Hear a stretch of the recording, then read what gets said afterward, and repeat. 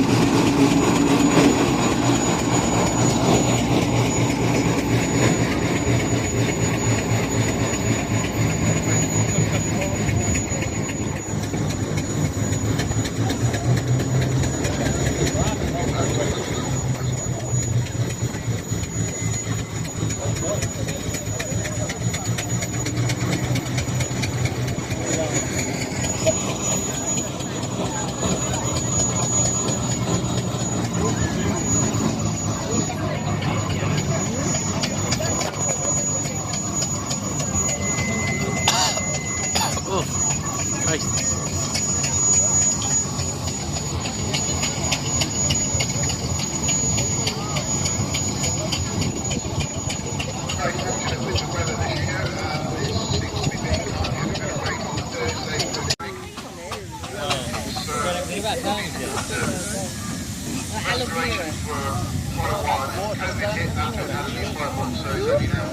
یه جور خارش افتادن مثلا مولایی که یه جور دامه خاروندن با حوله اینو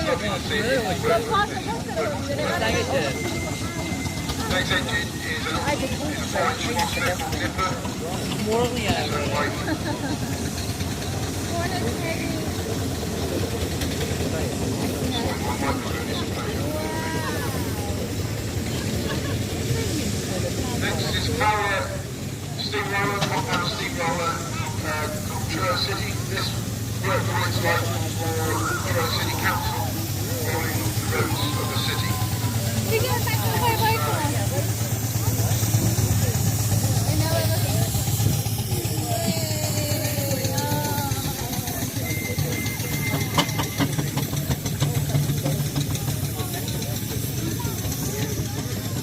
What?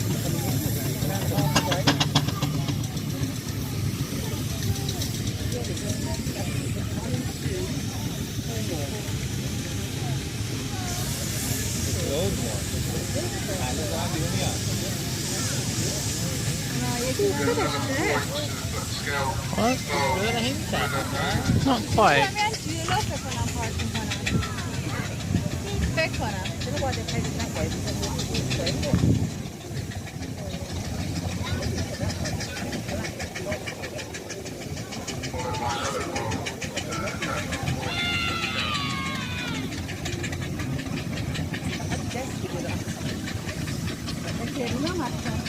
Ja.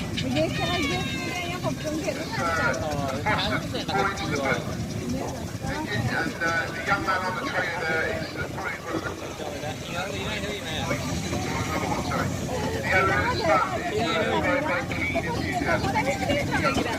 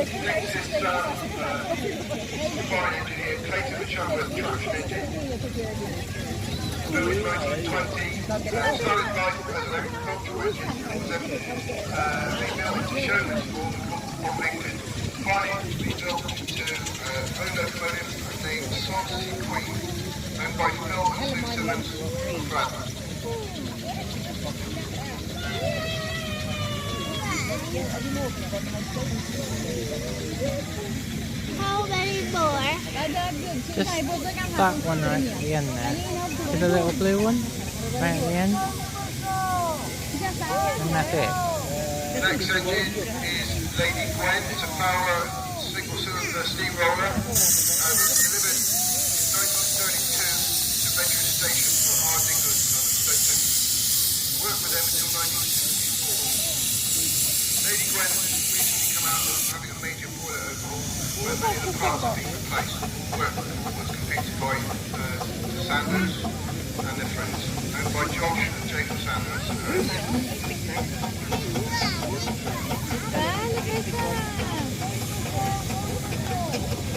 Next engine we've got is McLaren.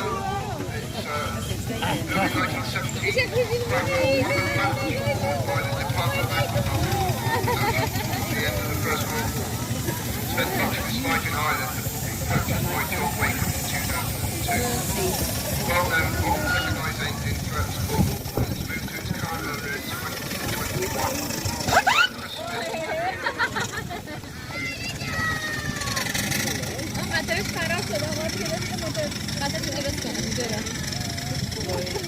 Next engine is a Bowden locomotive built in 1967 December 7th, Euro and Duffy, owned by Terry and Sandra Stevens, Wick.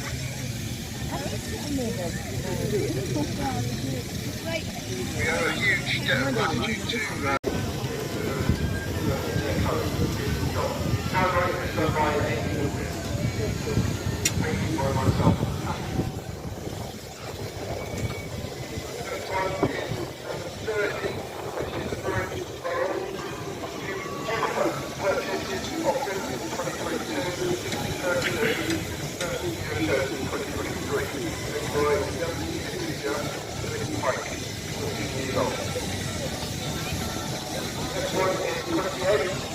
and this is Forage Foster, now owned by Parkland. Next one is another Forage Aaron.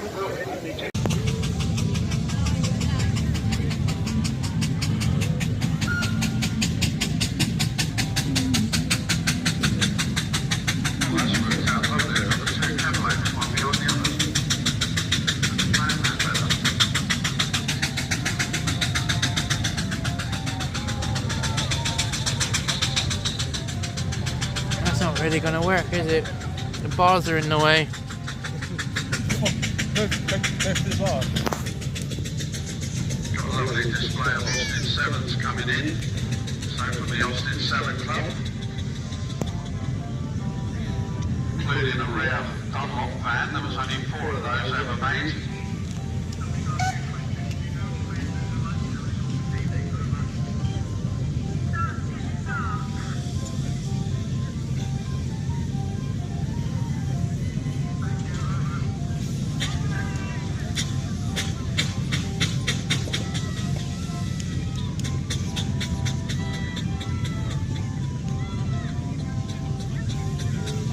I wonder how much it costs or something like that. What for? Old car like that. A lot of money. A lot. Yeah.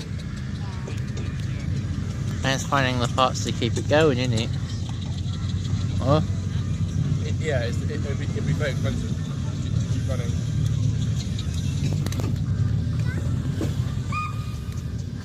Looks like we're going to have 3 lines to cast tonight, so that's good.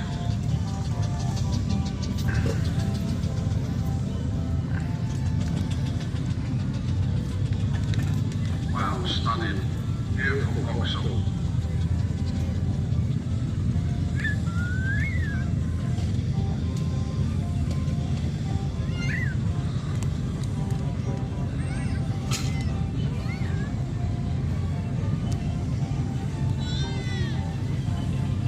it's still coming.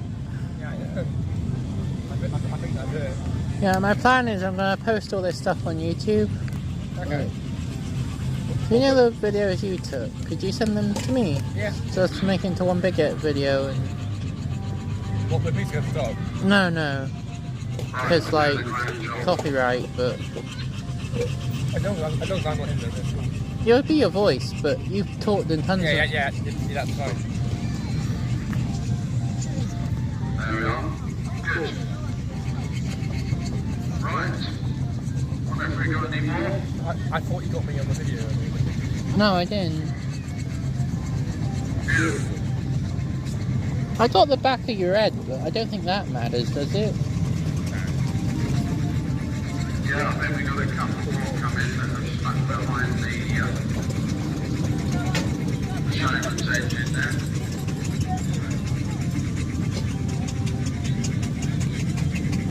Keep up that one up.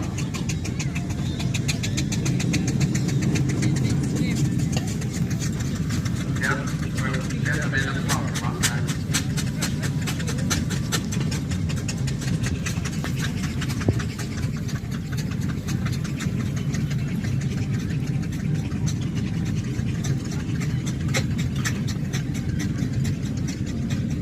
Oh well, he'll go that way then. Okay, that's fine.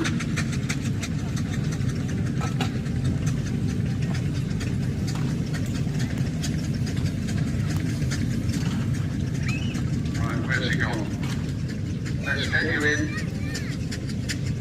Round this way, come over here. Hello. Hello? Hello? Over here. This way. No, don't go backwards, because we don't want you backing in for a Riley Elf or a Wolsey Hornet or whatever it is. Round this way, please. Easy. Come on, Silver. Why do you want all this one? Right, okay. There we go. Over here. Hello? Hello? Right, we got him eventually. It's my fault, I speak Cockneyese, and he's gone the wrong way again. Oh my word. Right, okay, Riley Elf or Wolsey Hornet, wherever you are, just here please. Thank you. Obviously the sat-nav's not working on that one, so I don't know. Either that or his Labrador's lost the white stick, I think. Where's he gone? Hello, I'm over here. There we are, here he comes. Right, good. I'll stand to one side just in case. So, there we are. Well done, sir. Thank you. We found you eventually. Right, there we are.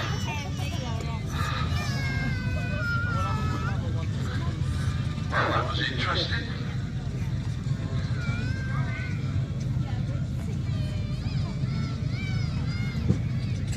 Right, well done, Ralph. That's a good amount of cars. Lovely. Thank you. So, what we'll do what we did yesterday. We'll leave yours there till last, if that's all right for you.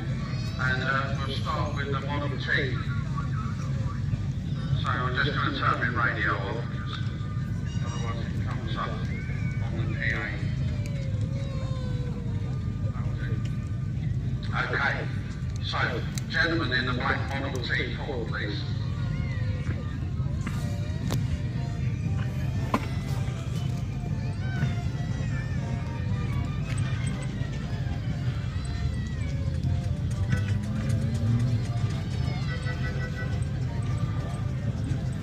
Did you see that on the red one there? Half a crank and away it went.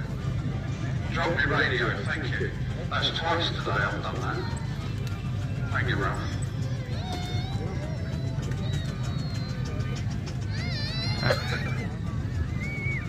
Right, beautiful. Beautiful car, beautiful family. So, tell me a little bit about your car. So this car is called the Mauser. It's a 1920 Model T Ford Tourer. Was manufactured in Detroit, Michigan, hence the American plate on there.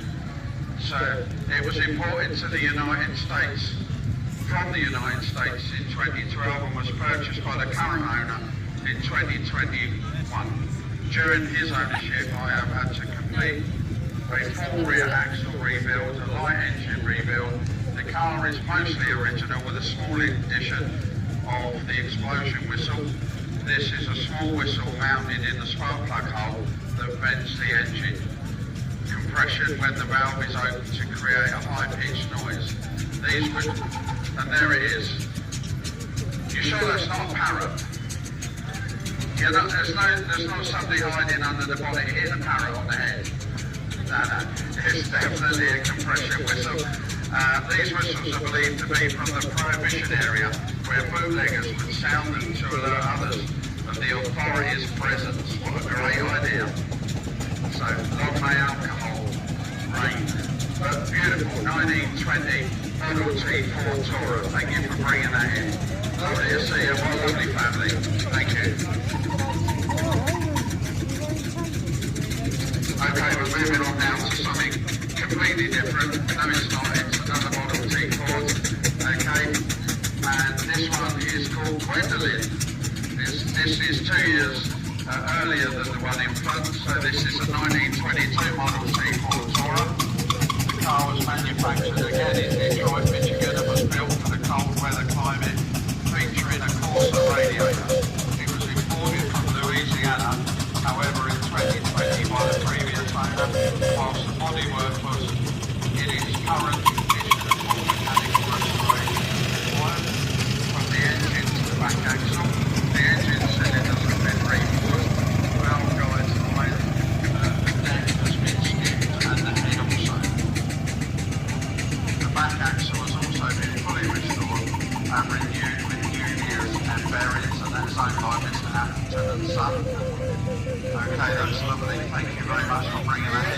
unusual colour there, but a beautiful paint job.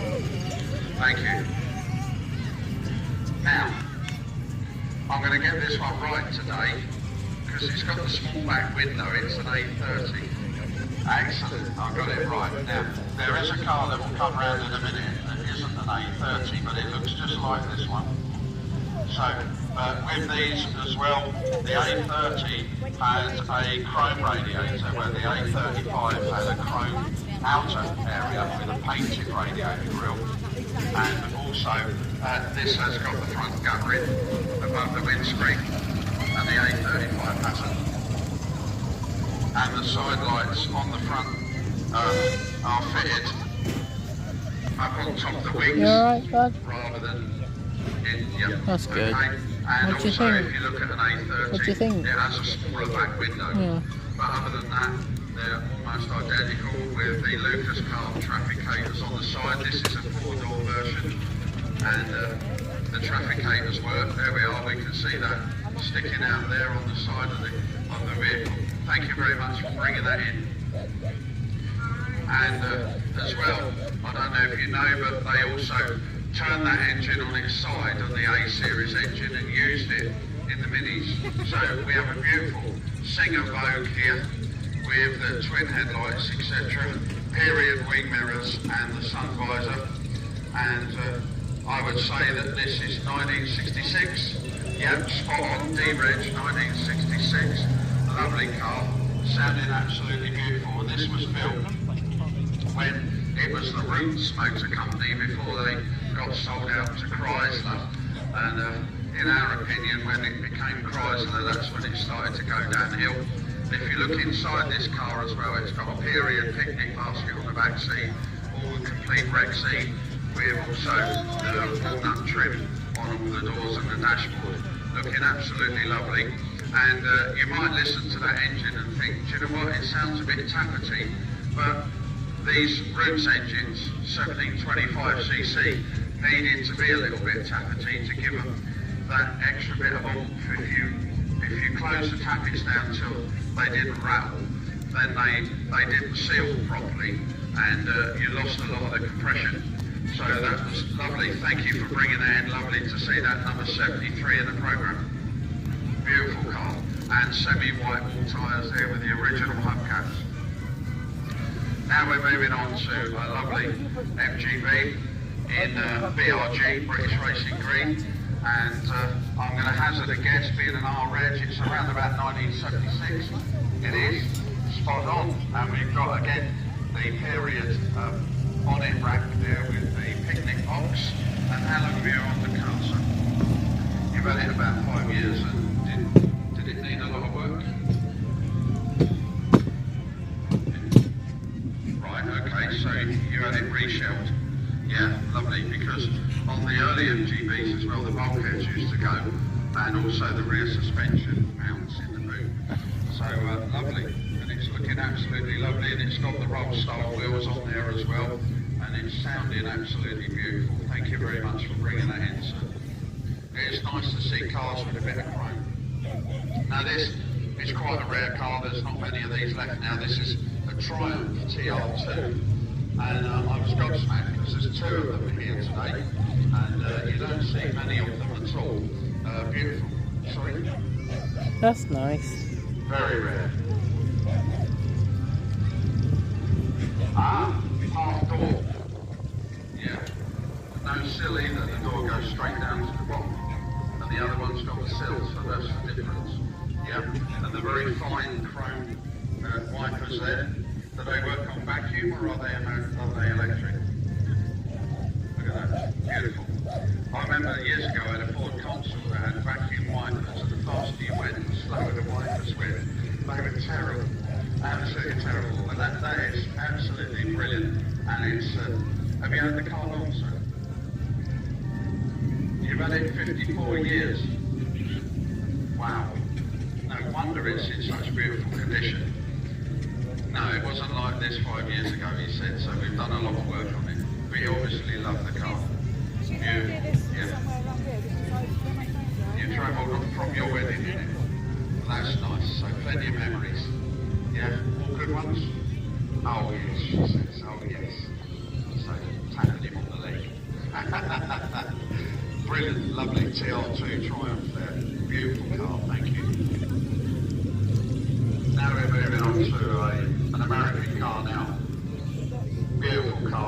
this one yesterday.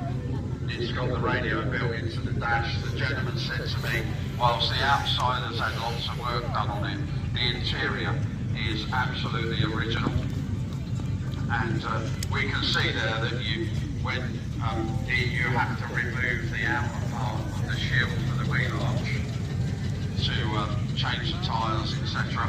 Beautiful fittings on the back there, and it sounded absolutely lovely. So what CC is this, remind me? 6.3 litre, yeah, V8, so beautiful car. And is it automatic? It is automatic, 3-speed automatic. That's unusual, so yeah, for such a big car. But I look in this car and it looks like it's just come out of the factory. It's absolutely stunning. Chrome dashboard, radio sunk in there with the matching radio knobs, etc. And centre chrome on the steering wheel. It's absolutely lovely. Thank you for bringing that I wonder if that's the car you like. The big American thing. He's talking about. Now, we're moving on now to a Ford Capri. And, Oh no. this is a 3000E Ford Capri. That's a Cadillac. Again with the roll style wheels, mandatory vinyl roof. Blue Cadillac. Of a Ford in the 70s. I remember having a slightly smaller engine version of this. So I had a 1.6 GT XLR, 1600 GT XLR, looking exactly the same. Beautiful car. And the good thing about these Capris was when you were sat in the driver's seat. That sounds nice. So thank you very much for bringing that in. That was a lovely, lovely car. And again, quite rare these days now. And although this is a 3-litre version, a friend of mine years ago had what they call a 3-litre Savage. And when he put his foot down, it was like taking off on a runway. Your sort of cheeks went in, and I mean your face cheeks, I mean, and away you went. Now, I spoke to this gentleman yesterday and said, what a wonderful condition this Ford Sierra is. And the estate cars nowadays are very, very rare.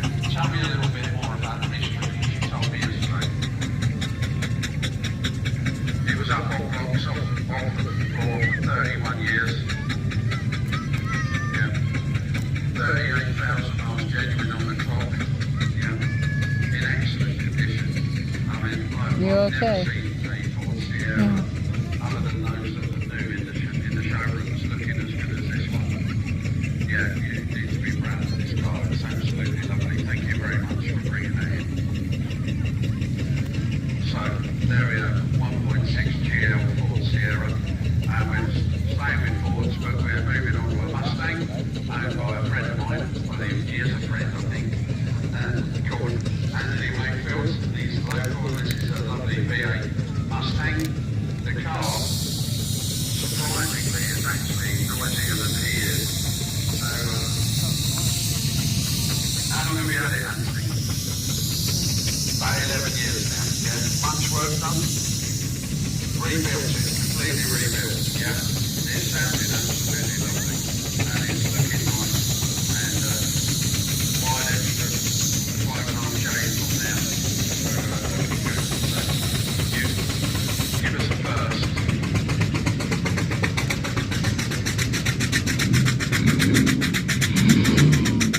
So there we are, a beautiful V8. Now we're moving on to something a lot quieter, and I'm talking about Anthony, not the car. And beautiful Rolls Royce, and I'm not an expert on Rolls Royce, but I'm speaking to the owner. So, what model of Rolls Royce? Shadow 2. That sounds nice. 6.75, so does it have a rev counter? I was going to say, because the rev counter would go one way and the fuel gauge goes the other.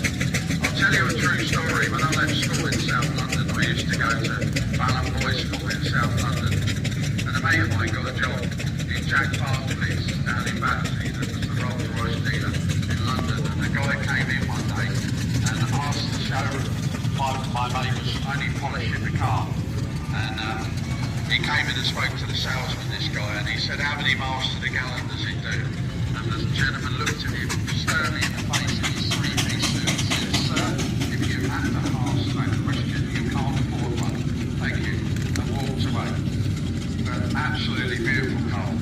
And I'm going to ask you a question now. Do you use it regularly, or is it just for shows? mainly for shows now, but you do weddings in it as well, and it's nice to get it out and about and show it all. Beautiful car. Thank you very much, sir, for bringing that in. So, Rolls-Royce Shadow 2 there. Now we're moving on to an MG 1600 MGB. MGA. Sorry, my mistake. Beautiful, and I'll tell you a little story about these cars as well. When you bought them brand new, they came with a small leather-bound mallet in the boot, and the leather-bound mallet was for undoing the centre hubs on the smoked wheels there. And a lot of people used to complain that they couldn't undo the near side, but they hadn't worked out because they got right-handed threads. So the whole idea of that was to stop the wheel unwinding itself while you were going along, because he was very fast cars, and if the wheel had come undone, then you could, no, it's not very good for the heart or the soul. So lovely MGA there, rare car these days, looking absolutely lovely and immaculate paintwork. Thank you for bringing that in. Now we're moving on to an everyday car. This is an Austin Metro, and built in Birmingham, these are Metro City. And I asked the gentleman yesterday, was it a work in progress? And he said, no, I want it just as it is, and I love it as it is, and there's nothing wrong with that, because it's nice to see cars in different conditions. And with red paintwork, it's a nightmare when you have red cars, because they oxidise in the sunlight. And now with global warming, they oxidise even more, because we get more sunlight. So, Imagine pollution. Absolutely lovely, and it's still running, and I can't hear that little engine, little A-series engine in there. Beautiful car. Thank you very much for bringing that in. Look at that. Cheers. Now this is something totally different. I would say this is around about 1970 or 71 Bond bug, and body made of fiberglass. These were brought out to try and compete with Reliant, sorry, and also as well to try and compete against the fun car market of the Mini Moke. And we can see also as well on there the 10-inch wheels, and absolutely fun. And I don't know if it still exists, because I haven't spoken to the gentleman since the Comic Rally when I used to work there. But there used to be a Bond club in Cornwall. Does it still exist? But there's a Bond club in general. Yeah, I know there used to be a faction, if you like, of it in Cornwall, because we used to get 3 or 4 come up there in various guises. But very, very interesting car. Thank you very much for bringing it in. Good fun. Thank you. Now, quite a rare car these days, Mark 1 Cortinas. Sorry, Escort. So it's been a long day. So Mark 1 4-door Escort. I'll tell you a story about the 4-door Escort. I was fortunate enough on my birthday in May to go to Madeira for a week, and Sotheby's had a car show on the Esplanade there in Madeira, and my wife didn't want to go, so I went on. I jumped in a taxi and I went down there and looked at it, and they auctioned the Mark 1 Escort, and it came to €83,000. 83,000 euros. I sat and watched it, and it was going up and up, and they were all online bids, there was no local bids. And, but these cars are making serious money nowadays, and this is a beautiful car. I mean, they used to sort of rust here and down there where the foot tracks were, and, but this car is absolutely immaculate. Was this the colour that it was originally in? Because it's unusual to see this colour car with a beige interior. So they normally had either black or red interiors, but this beige is looking lovely. And again, what makes it more unusual is it's a 4-door as well, because a lot of these cars. And the other thing was, it was the first car I ever legally drove on the road, because I took my driving lessons in a Ford Escort, and that was an F-Reg 1968 model. So yeah, absolutely lovely car, so you should be proud of it. Thank you very much for bringing it in. Now, we spoke about the A35 earlier. This one, if you look at the back window, is a small back window, so this is an A30. Okay, and again it's got the chrome grille. You etc. Got the lights up on the top there with the period wing mirrors. Beautiful car, and a lot of these cars, this one not included, used to suffer from rust down in the sills and around the rear wheel arches, etc. And it was such a shame to see them, but beautiful little A-series engine under that bonnet, and beautiful cars, and they were made by Austin before they all became this wonderful machine called British Leyland, and they were period cars with trafficators, Rexine upholstery, and they were for the working man. And what a lovely family car it turned out to be. You know, I can remember years ago when I used to work for Royal Blue, and we'd get stuck on the Exeter bypass for years, and on a Saturday, just waiting for the traffic to move, and these cars were prevalent, people going on holiday and everything else. So absolutely lovely cars, so thank you very much for bringing that in. And now, here we have, if you look at this car, and ignore the fact that the radiator grille was painted, you think that they were identical, but they're not, because this one is the later version, and this is the A35, because it had the chrome ring around there, but only painting in the middle. But also, if you look at the back window is much bigger than it is on the green one, so that tells you it's an A35. This one is a two-door model. They suffered from the similar problems that the other Austins suffered with, which was rust. But look at this, it's absolutely beautiful. And it sounded lovely, the engine's running there and I can't even hear it. I know this gentleman took the car only a short while. Only 26 years. So he doesn't like it really. You know, he says, oh, I suppose I better keep it. But he always smiles when I see him, and he's always very proud of his car, and so he should be. That's a wonderful car. Thank you very much for bringing it in. Now we're moving on to one of the last mass-produced cars that was still hand-built, and this is a, I would say, 1969 Triumph Herald, and we used to call these the Sunday morning cars because Sunday mornings was always when you picked the jobs to do on your car, and then the wife was frying the bacon for a bacon sandwich and brewing a cup of tea, and you lifted the whole front up, and you just sat on the front wheel, and you could change the plugs, change the points, check the air filter, just by sitting on the front wheel, so you didn't even have to stand up to work. And they had an amazing turning circle on these cars, and they were one of the last hand-built cars that were made by Triumph. A beautiful car, and absolutely lovely to see this one in this condition. So thank you very much for bringing that in. Number 85 in the programme. Now we're moving on to another Ford Capri, with the Cornish Reg. If I remember rightly, this is a 1600, and this is a 1600L. And whilst that doesn't take anything away from it, it was a basic model. But they were beautiful cars. I mean, look at the style on that. You know, it was born out of the Ford Mustang in America, and the British Ford market decided that they needed something like the Ford Mustang to compete with the E-Type Jag. And it's hence why it's such a long bonnet. As I said earlier, I had a 1600 GTX along, and I was gutted because I came down one morning and there was a space where the car should be, and it had been stolen from outside my house, and it never felt the same when I drove it again.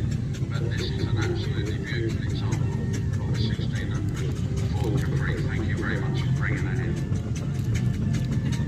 Now, we spoke about the Triumph Herald just now, about being one of the last mass-produced hand-built cars. We're now moving on to the specialist market, and here we have a Morgan, and wooden chassis, definitely hand-built. You can still buy the cars today if you're waiting 3 or 4 years to have one, because that's how long the waiting list is for one of these cars. This is a beautiful example, and although it's, if you look around the field, it's a relatively modern car to what it was, even with an F-Reg, so I'm saying that that's probably early 67, 68, and beautiful car, so it is a period car now, but it kept a lot of period car features like the lift-up bonnet and everything else, and it had a wooden chassis.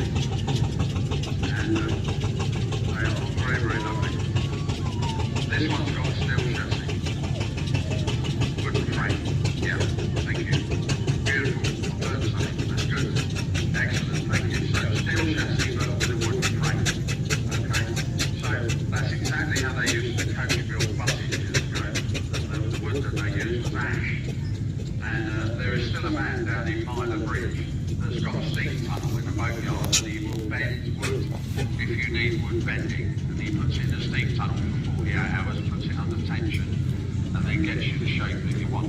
Now we're moving on to something really special now. That's to probably introduce how they Morris get most of Minor these cars fixed. Traveller.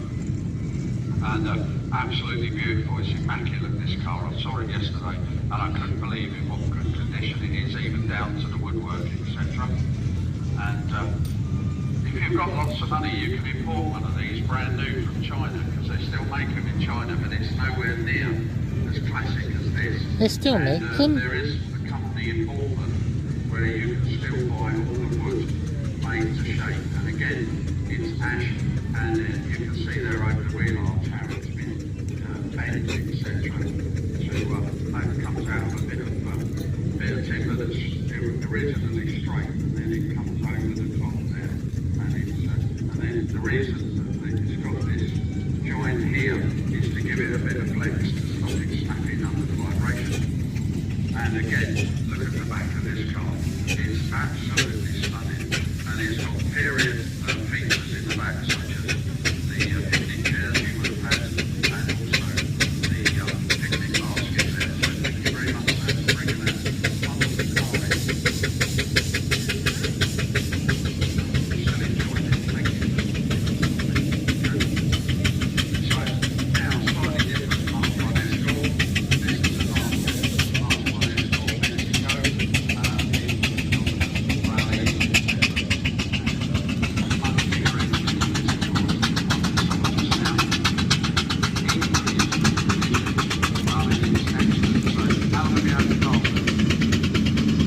About 6 years. And what was it like when you first purchased it? Was it in as good condition as this? Underneath wasn't so good, but on top it was similar to what it is today. Yeah, so you've done quite a bit of work underneath there then. Not welding. No welding. Not mechanically. Right, okay. And you've had it painted as well. It looks absolutely stunning. Thank you very much for bringing that in. Beautiful. Ford Escort Mark 1 Mexico there. So here's the second TR2 on the field today, and you can see slightly different with this one. The doors don't go right down to the bottom, so it's got a sill on this one. So this is a late model, 1955 this one. Beautiful colour, metallic green, and matching upholstery inside with a tonneau cover there, etc. And again, we've got the spoke wheels, centre spoke wheels. So absolutely lovely car, Triumph TR2. Thank you very much.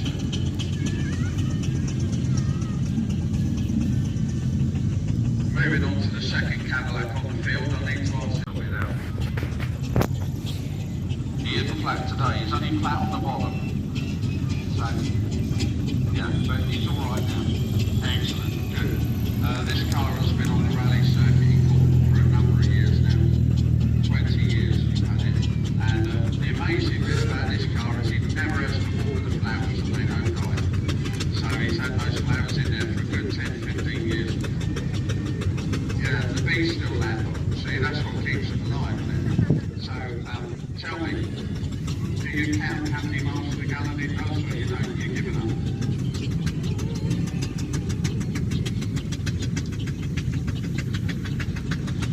Right, so 1959 when they were brand new, it would do 30 to the gallon. That's amazing, isn't it, for a car of this size? Yeah. 6.3 litre engine to get 30 miles to the gallon. It's amazing. So that's why. So 50 miles an hour speed limit in America. And they allow you to do 30 miles to the gallon. Yeah, that's absolutely amazing. And thank you very much for bringing that big Cadillac in.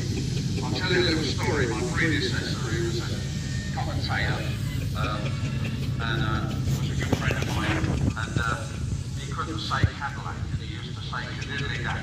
And it always made me chuckle. Right, so we're moving on to the first of our Austin 7s. So, model, sir, please. 1936 Ruby. One of the last Mark 1 models. Okay,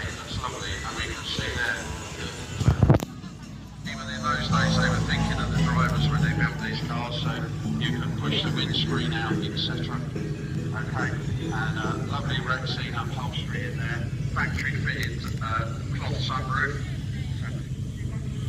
So you had the deluxe version, so you got the sliding sunroof, yeah. And we can see the channels here where the sunroof slides back over the roof. And we've got the picnic basket or suitcase carrier on there, and the spare wheel inside the rear cover. So lovely, lovely little car. 1936, Austin Ruby, beautiful. So another Austin 7 now. Posh people would call this a cabriolet, but it was actually a Tourer, and it was a soft top, and a beautiful car, looking absolutely lovely. And I'll tell you a little story while we got these few Austin 7s in the ring. I was doing commentary at the Great Dorset Steam Fair a few years ago, and the local Dorset Austin 7 club said, we can strip one of these down in the ring and rebuild it and drive it out before you finish doing your commentary. 19.5 minutes later, they had stripped the Austin 7 down to its chassis, no wheels, engine out, gearbox out, back axle out, body off, laid on pallets, rebuilt it. 19.5 minutes later, they were driving it out the ring. So it was amazing. You know, everyone said, "Oh, you're joking, you can't do it," but they actually did. Beautiful car. So what model is this? It's an Opel. Yeah.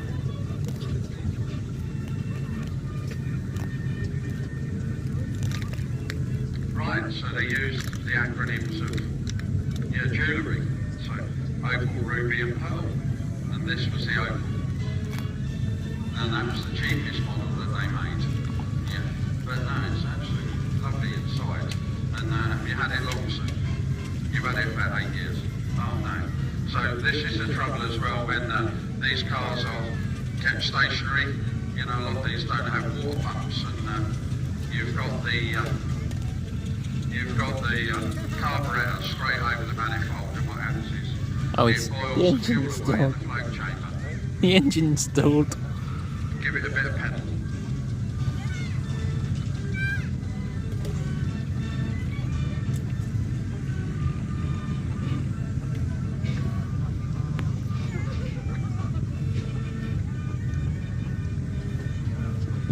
No, it's all right. We can work round you if you need to. Don't let it run away with you. I'll jump in if I was you and let Ralph push you. Because it's going to go downhill. Okay, so now we're moving on to another Austin 7. Pushing the damn There thing. was only 4 of these in the Dunlop fleet. Only 4 of these vans were made by Gordon England Coachworks in Wembley for the Dunlop Tyre Company, and were used as reps vans, hence only a driver's door, as they weren't allowed to carry passengers. The gentleman that owns it now has rebuilt it as close as possible to the original, using only a picture as reference. It has an ash wood framework covered in plywood with fabric covering on the roof.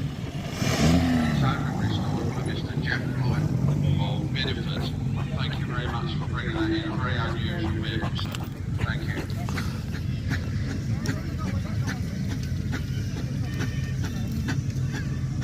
It's got it going, that's good. So, now, hello there.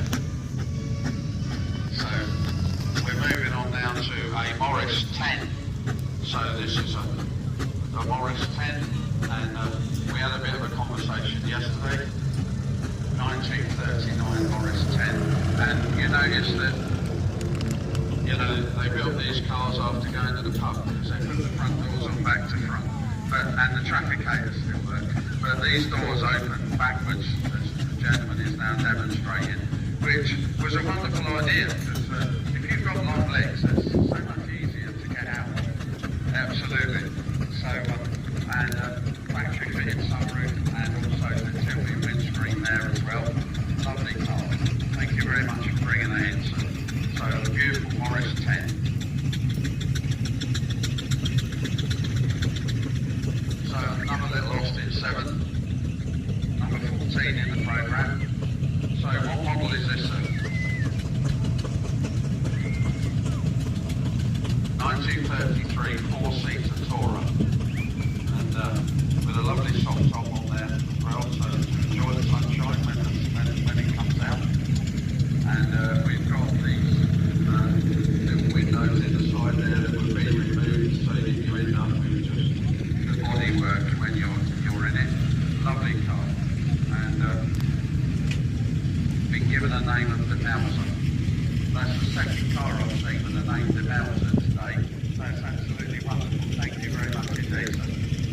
And I was telling a little story yesterday for those of you that haven't heard it, is when we go to these rallies and we get inclement weather sometimes, you've got all these people with their brand new Range Rovers and their Mitsubishi Pajeros and Shoguns, etc., struggling to get out of a muddy field. And because these vehicles have got such narrow tyres, they're like motorcycle wheels, and they just flog on out and wave the Range Rovers goodbye and everything else. It's lovely to see. Now this is an unusual body, so this is different again. Although it's got a soft top, it's got the back end slightly different. So what model is this? It's pre-war. It's ex-military. So it's probably some kind of staff car. So I would have thought. About 1935. Ex-military staff car. And again, it's been named as Vera. No doubt it would have been named after Vera Lynn at the time. And it's very unusual to see one in the military green in the khaki. So that's absolutely lovely. Thank you very much for bringing that in. Number 13 in the programme. Number 12 now in the programme. And we've got the Cornish and the Union Jack flags on the back. So absolutely lovely. And this one fitted with trafficators on the outside. And they work as well. Car blues, trafficators. Absolutely lovely. This is in excellent condition. It's sounding wonderful. So what model is this? 33 Saloon. Box Saloon. Yeah. That's a bit unkind to call it a box saloon, isn't it? So that's correct. And I suspect that was very comfortable. Right now I could just sit in that and go to sleep.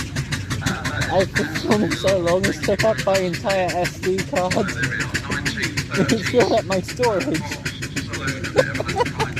What? Oh, brilliant. Number 16 in the programme. What model is this one? They're getting quite thin now, aren't they, with hat? The row's getting down a bit now, so...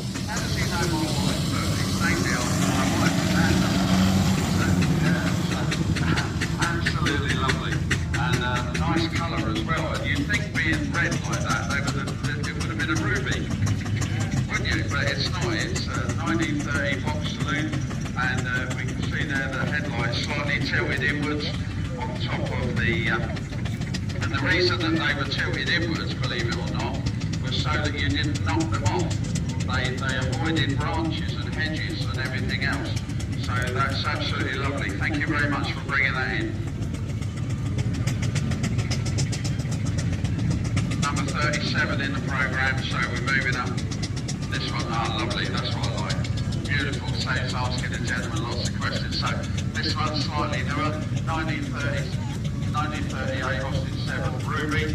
It's a 747cc, first registered with the London County Council.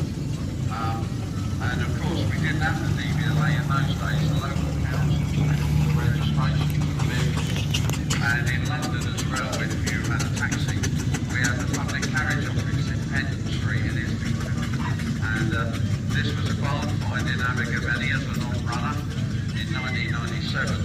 And in June 99, the new owner in Livingston, who named her Frida, full engine rebuilt, new complete steering, new rear springs, respray, was cream with black wings. February 2003, the new owner in New Milton. Not much detail from that. 2005, new owner in Blandford in Dorset. Then in August 2005, it moved to Cullompton. Respray back to black. Start maker and dynamo were refurbished. And the present owner bought this in October 2013. Brought it into Cornwall. It's got the original upholstered seats, and again it's got those sort of curved seats in the back. They look really comfy. It's got working trafficators and a little bit of bleak added. So, all the shiny bits, all the chrome. So that's lovely. Thank you very much. And a beautiful Austin 7 Ruby there. Yeah, and he's got the trafficators on there to get it through an MOT many years ago. So now we're moving on to another Austin 7. Alright, so tell me a little bit about your car then. So 1928, so this is the oldest one that we've seen on the rally field today. It's a Austin 7 Chummy. Yeah, okay, that's interesting because BSA made a motorbike with the name Chummy as well. So lovely. You've only had it 6 weeks, so work in progress of what, 40 years at the barn, and now you brought it out in the fresh air. So work in progress. So a few Sundays to polishing and painting and tinkering, and that's brilliant. That's what it's all about, isn't it? Absolutely, lovely little car there. Little Austin 7 Chummy. Now I'm moving on to something really special now. Again with a Cornish registration, CV number 55 in the programme. Now I'm looking at this, and this is a Vauxhall Velox 4-door. Absolutely. Well, that's the car we were looking at earlier, the Vauxhall. Got what we used to call in the day passion seats in the front, and you always was waiting for a roundabout with these seats. You're smiling, you know. We're always waiting for a roundabout. We went round the roundabout a bit fast, and the young lady in the passenger seat used to slide across the seat. So that's why we call them passion seats. But this is an exemplary example of a car. It is, as I'm looking down this car, and it is as straight as a die. It is beautiful. You should be proud of this car, sir. And it's nice to see you in the period leather jacket there, and the shades. Looking absolutely what we would call a cool dude. So thank you very much for bringing that in. Beautiful, beautiful car. And the shame with these cars were that they suffered from rust. But this car is an absolute wonderful example. Now we're moving on to something I think is a Sunbeam. Yeah, a Sunbeam Alpine. And these were brought out to try and compete with, these were the Roots company again, brought out to try and compete with the Triumphs and the MGBs, but American sales, yeah, absolutely. And but it sounded absolutely lovely, and these engines in these were very, very reliable. So, and it sounded absolutely lovely, and it's in a tone of BRG, British Racing Green. Yeah, it should be white, but I think this colour suits a sports car because it's synonymous with being a sports car. Now, have you had it long? 20 years. Okay, so you don't like it then. You're still trying to sell it. So you've been to Good Work Revival. Yeah, a friend of mine does all the PR for Good Work, Rebecca Leopard, and she does all the PR for Good Work, and she keeps inviting me up there, and I never get there, and I need to go. Absolutely, and yeah, I need to go, and absolutely lovely to see it, and an unusual car because we don't see many Sunbeam Alpines. So thank you very much indeed. So now we're moving on to another Morris 1000 Traveller, and you might be looking at this car and thinking, why has it got a wooden front bumper? Well, the gentleman told me yesterday why it has a wooden front bumper. It was because it was parked in a street in Bristol, and someone relieved him of his front bumper, the front one, stole it. And that is actually the wood from a headboard on a single bed. And that is a true story, am I right? Yeah, you told me that yesterday. And it's a K-Reg, so it's around about 71, 72. Someone stole his bumper. Morris 1000 Traveller. And we can see that this is in what I like to call daily use condition. And you know, it's nice to see the cars in the condition that they would naturally be in, as well as the concourse versions, obviously, and it's nice to get a variety. And that's a lovely car, thank you very much. And again, that lovely, simple A-series engine to work on there under the bonnet. And another Morris 1000 now, okay. And again, this is immaculate. It's had some extra wheels put on there, but you can see I used to love these quarter lights. The only time I didn't like them was in the heat of the summer, because a wasp or a bee would hit you right there and get you right in the face. But always, but absolutely lovely looking car. And have you had it long, sir? About 8 years, and I bet it wasn't like this when you bought it. No. Yeah. Bit of time and a bit of TLC. Lots of Sunday morning exercise. Yeah, but beautiful car. Thank you very much for bringing that in. Lovely. Thank you for bringing that in. Now we're moving on to Ford Popular 100E. Okay, 2-door saloon. And again, as this one's still fitted with a side valve engine. Side valve engine in this one, so in other words the valves were on the sides and the pistons went that way rather than that way. And lovely car. Remember my Uncle Charlie that lived in Plymouth had one of these, and when I was about 15 he came up to London to pick me up and we went all the way to Plymouth in one of these cars, and it never broke down, and we sailed all the way down the old A30 from where I lived in South London to Plymouth. Very reliable car. Beautiful car. We saw one yesterday, which was the other 100E, which was the Anglia engine, and the man had somehow shoehorned the V8 engine in under the bonnet, and it sounded something else, Ralph, didn't it? Yeah, but this is a lovely example of a 100E, and they made 3 versions of these.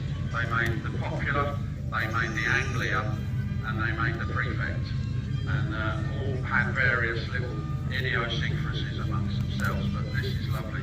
And it looks almost like it's just come out of the showroom in original condition. Thank you very much for bringing that in. Give us a wave. Don't forget to wave as you go around. You're really important people. So now we're moving on to a lovely Austin 6. And I was telling a story. The 16. Right, okay. Sorry, it says 6 on the bonnet. So, yes. Yeah, the teeth fell off. Yeah, absolutely. And I'll tell you a little story about these, because I did have an Austin 6, which was very similar to this. And if you can see inside this car, there's a little glove box there, an open glove box. And it had like a cardboard insert. My car didn't have the original registration on it. And a gentleman came up to me and he said, that's my old car. I said, how do you know? He said, I used to be a taxi driver in Falmouth, he said. And I bought that in Pollard's garage when it was brand new. And I said, but how do you know it's yours? He said, well, it ain't got the right reg on it, but I can prove it to you. And I said, how? And there's a small gap between the cardboard and the actual dashboard. And he lifted it up and he pulled out a bit of paper that had gone sort of yellow with age. And there on it was his name and address. And he said, I used to put it in there. He said, so that if I ever got my car stolen, I could prove it was mine. And that was years later, and it was at this rally when we used to have it at St Agnes, and he came up to me and he said, that's my car, and he absolutely proved it. And out of his little decrepit wallet, bless him, he pulled out the original receipt where he paid £10, 15 shillings for that car. £10 for a car?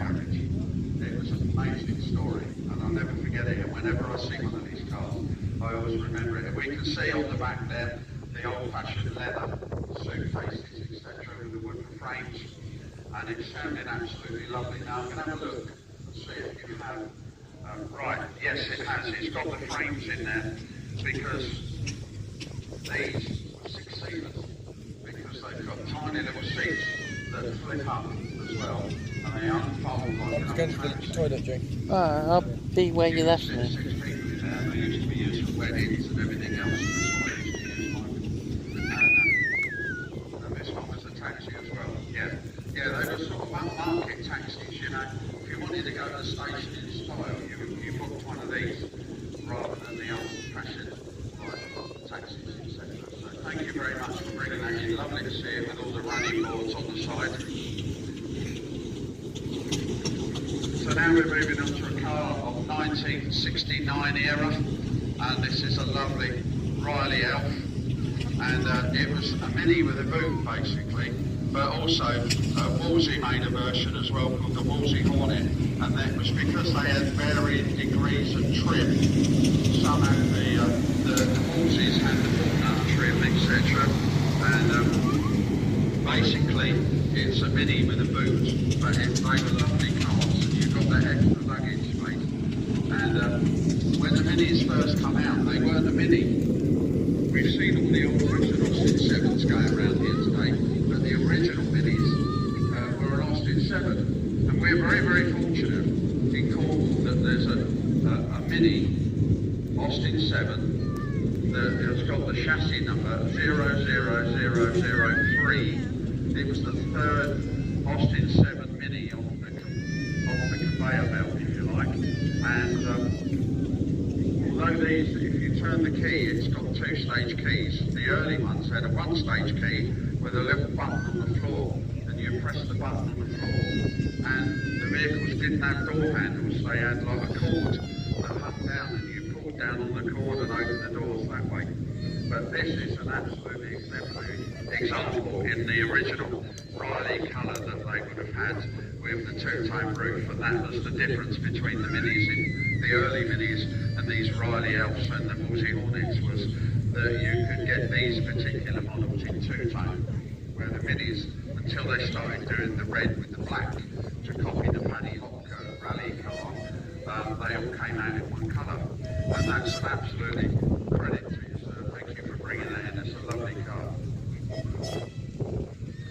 So now we're moving on to something totally different that I haven't got Scooby about. Sorry? Move back a little bit, yeah. So here we go. So we've got a Hornet Special. So tell me a bit about your car, sir, because I haven't got a clue. 1931 Hornet Special. They were made for Brooklands Racecourse. Now that wasn't a million miles away from where I came. Brooklands was at Byfleet. There we are, look at that. So, there we are. So, eccentric car, eccentric owner, that's what I like. Put it there, so, love it. And Brooklands was not far away from where I used to live. I lived in Cashel in Surrey, and Brooklands was in Byfleet. And for those of you that don't know, there is still 150 yards of the old Brooklands racetrack that still exists. And you put it on there, and it had... Oh yes, yeah, I know. Yeah, it's on the television not so long ago. That's a lovely. What was it called? Bangers and Cash? That program? No. But the program with the two guys that go around looking at, and they go to car boot sales and stuff like that. So I've done it. Yeah. He was the engineering expert on his Sam. He was the guy that used to refurb the cars. Yeah. And he was Cornish because he come from Redroof, just up the road. And also as well, the Brooklands racetrack was synonymous because it was a banked racetrack, so that you could go faster around the corners. And it then became part of an airfield where they used to build and test Boeing planes, etc.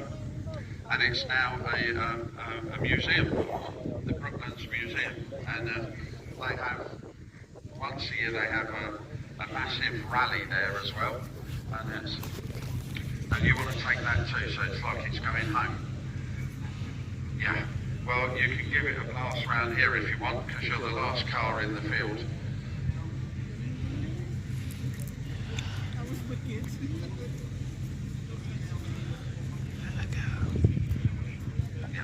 So, there we go. Lovely. Hornet Special. The Bombo that came through, yeah. Really? Did you really? You designed the Bombo? Jimmy English. Thank you very much. We're honoured. Thank you very much for coming. That's your brother. You own up today in public? There we go. So give it a blast, feel free. Just don't go through the railings, alright? Alright, and the gate's over there. Because I know you've got lots coming in. So, Ralph, do you want to bring your wonderful Austin A40 Farina over? Yeah, and we'll see you again tomorrow. So the last car coming in belongs to our section leader. And that's, again, we spoke about my car at Pollard's Garage in Falmouth. This Austin A40 Farina was the first hatchback ever made in the UK, and we can see there it's got an RL registration, so there's that lovely Hornet there, purring around the ring, lovely little car. Alright.